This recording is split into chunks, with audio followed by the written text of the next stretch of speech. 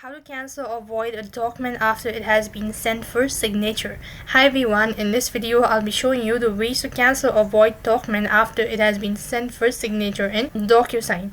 So in order to do this procedure, you have to first of all log in. For that case, open up a browser on the web address bar, type in www.apps.docusign.com.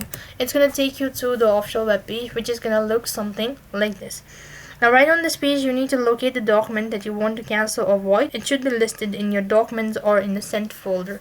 Or you could just go to the manage section from the top, and then here on the left hand side bar you need to go to sent.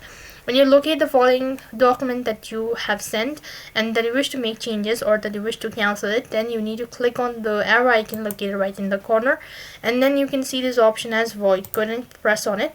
As you click on void, then you'll be provided with a pop-up menu. So go through it and accordingly give a reason for voiding the envelope. So typed in the reason, then you can click on the void button. As you've done that, you'll have successfully cancelled or void your document.